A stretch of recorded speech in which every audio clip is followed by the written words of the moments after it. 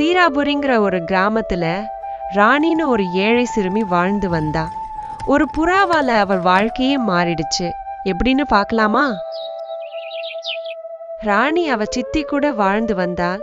அவளோட சித்தி ரொம்ப பேராசை பிடிச்சவள். சித்திக்கு ஒரு மகளும் இருந்தா. அவ பேரு தங்கம். சித்தி ராணியை மட்டும் எல்லா வேலையும் செய்ய சொல்வாள். ஆனா அவள் மகள் தங்கத்தை ரொம்ப செல்லமா வளர்த்தா. ராணி, ராணி, என்ன பண்ற? இங்க வா, உனக்கு ஒரு வேலை இருக்கு. இதோ வந்துட்டேன் சித்தி. என்ன செய்யும் சொல்லுங்க. இந்த தானியத்தை மேட்ல போய் காய வச்சு எடுத்துட்டு வரியா? பொழுதுக்குள்ள வந்துரு. சரி, இன்னைக்கும் நிறைய வேலை இருக்கு. சுள்ளுன்னு வெயில் வேற அடிக்குது. சீக்கிரம் போகணும். சரி சித்தி, காய வச்சு எடுத்துட்டு வரேன். சீக்கிரம் வேலையை முடிச்சா விளையாட போலாம். மேட்டுக்கிட்ட வந்துட்டோம். இன்னும் கொஞ்சம் தூரம் தான். வாடா, வந்துட்டோம். மேட்ல நண்பர்கள் யாருமே இல்லையே. தானியத்தை காய வச்சு எடுத்துட்டு நேரத்துக்கு வீட்டுக்கு போய் சேருவோம். பசங்க எல்லாம் வீடு பக்கத்துல தான் இருப்பாங்க. அப்பாடா, ஒரே களைப்பா இருக்கு. கொஞ்ச நேரம் படுத்து ஓய்வு எடுப்போம். நல்ல காத்து. தூக்கம் வேற வருத. ஹாய்.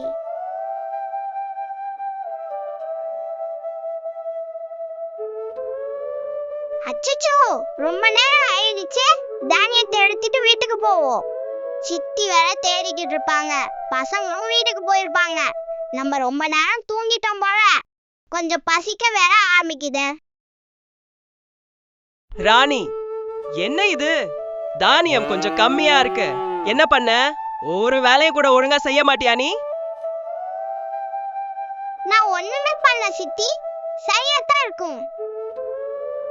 ஒரு வேலையும் ஒழுங்கா செய்ய தெரியல. நாளைக்காவது கவனமா பார்த்து எடுத்துட்டு வா. நாம சரியா தானே எடுத்துட்டு வந்தோம். ஏன் சித்தி இப்படி சொல்றாங்க? பொழுது விடிச்சிருச்சு ராணி, எழுந்துரு. தானியத்தை காய வைக்கணும். மறந்துட்டியா?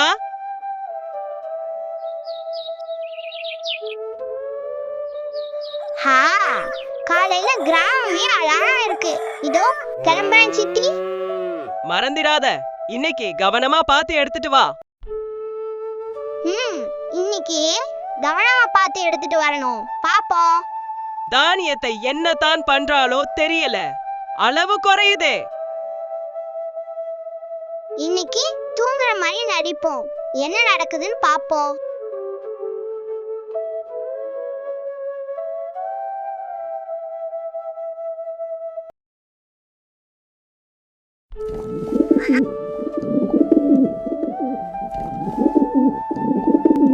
ஓஹோ, இதுதான் காரணமா? இந்த புறா எங்க போகுதுன்னு பாப்போம். ஏய் புறா, நீதான் என் தானியத்தை சாப்பிட்டியா?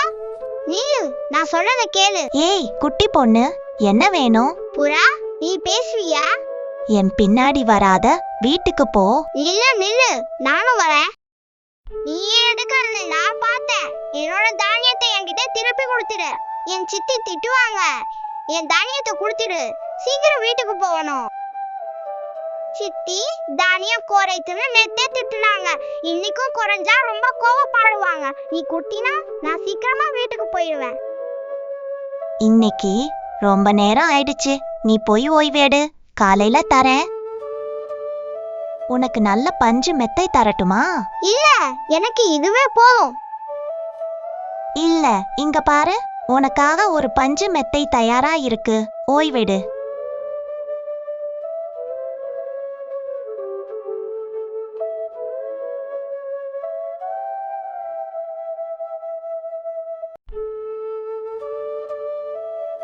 அப்பாடா, விழுந்துருச்சு. புறா கிட்ட தானியத்தை வாங்கிட்டு போகணும். இந்த இடம் ரொம்ப குப்பையா இருக்கே. கொஞ்சம் சுத்தம் பண்ணா புறாவுக்கு உதவியா இருக்கும். நம்ம வேற வீட்டுக்கு போகணும். சித்தி வேற தேடிட்டு இருப்பாங்க. ஐ, புறா வந்துருச்சு. அப்பா, என்ன சுத்தமா அழகா இருக்கே.